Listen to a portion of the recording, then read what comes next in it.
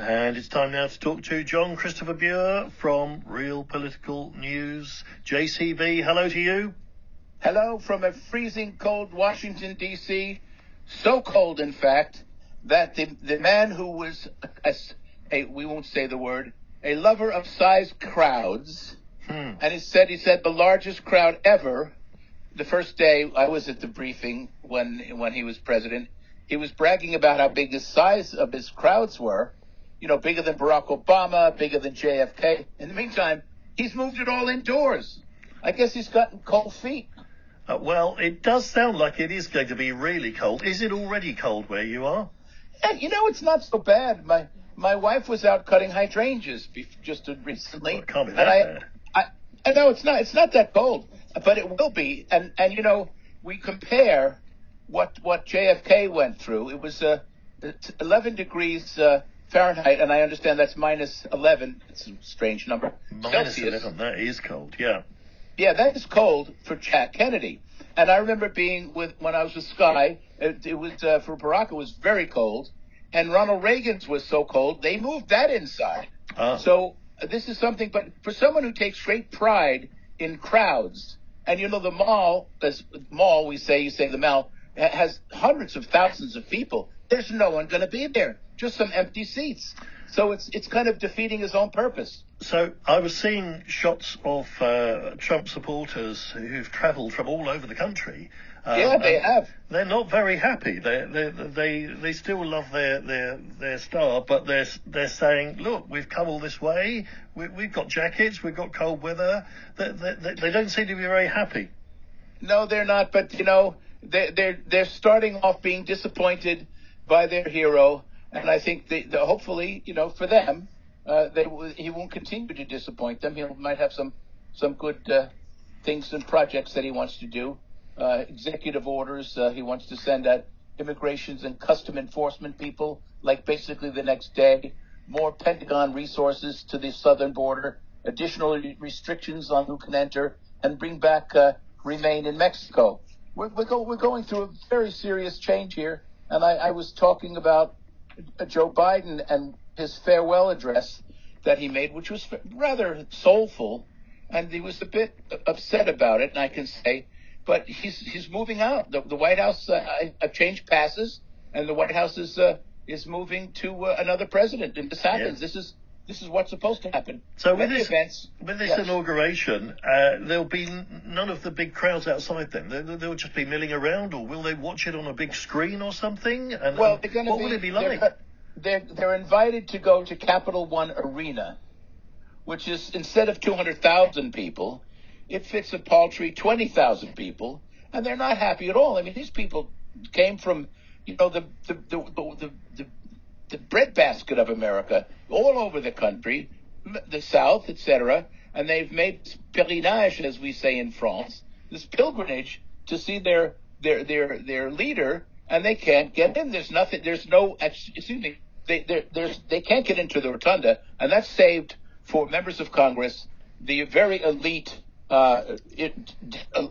international group, and high-profile guests, and his friends, his big tech players, Elon Musk and Jeff Bezos and Zuckerberg, and all of those individuals, and they're not allowed to go in because there's no room. It's not the huge place, and the Capitol Rotunda is rather small compared to the Mall, which is like going from Buckingham Palace all the way through Whitehall, all the way like you have, and we have a huge space, but it will not be filled because Trump said he doesn't want anybody getting chilblains or frostbite or something. And will he be the oldest eventually president? He's certainly not a spring chicken. He probably doesn't want to be standing out there in -6 or -11, does he?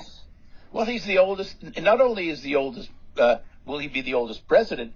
He's the oldest presidential candidate, and he's no spring chicken at all. And he doesn't like to stand. He doesn't like to go up and down steps. And this is very different from when he ran, from when he had his inauguration, when he beat Hillary in 2016. And I was at that one, and it wasn't terribly cold. It wasn't wasn't nice. But, let me tell you something. The weather in Washington is very peculiar. Not like London at all. And I see your ex-Prime Minister, Liz Truss, has come over. Oh, yes. And I did a tweet to her, respectfully. Oh, yeah. And I said, thank you, Madam Prime Minister, for bringing the lovely weather. Because it's as you would say, it's pants over here. Yeah. And she's going to get a bit of her own. Yeah. Did she reply to that one? Probably not. No, she doesn't reply to me, but others do. And there has been talk that the mood at this inauguration, when he makes his speech, will be different, because the last time it was quite dark. He made a speech that was really sort of negative and saying everything was awful, and I just wonder whether there might be a different tone this time around. Well, I hope so. I hope he's learned something.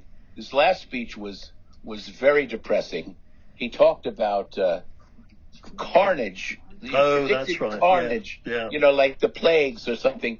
And, that's what he brought. I mean, I have to say, I'm being honest here. But this time he's got a little more, even though he's the oldest presidential candidate, he's running on a high. He beat Joe Biden considerably in his own way, so they say. And, Joe left the campaign trail, and Kamala Harris did it. And that was a historical moment for sure. And I think Biden says he believes he could have beaten Trump. Now, there's do you think that really? You and I have had this conversation before. I mean, I don't. By this time, and with his deterioration, he wouldn't have beaten Trump. And I think I personally think if he'd gone a bit earlier, then Kamala Harris might have had a slightly better run. Well, or else they could have had an open primary. Yes, and got a someone else, different candidate. Yeah, absolutely. Yeah, I think Trump is not. He's not much younger than Biden at all, and I think. I'm not going to give. I don't diagnose him. I'm not his physician, but I've seen him up close and personal, and he's no JFK. Let's tell you that. Or Barack Obama, who was the best shape I've ever seen, not only a president, but almost anybody I've ever known. And Michelle Obama is not going. No, Michelle's not going, and she's taking a lot of negativity for this. But she says, basically. Trump didn't go to Joe Biden's inauguration. He pretended it never even happened. So she's giving him a bit of his own. And I think, a lot of people are supporting her for that. And what will you be doing? I will not be on the Hill. I'll be watching it on television, which is my best way. I'll be making notes. I'll be doing interviews.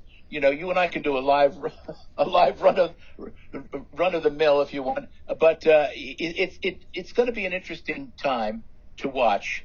And I wish our country well. And I say, Joe Biden is an honorable man.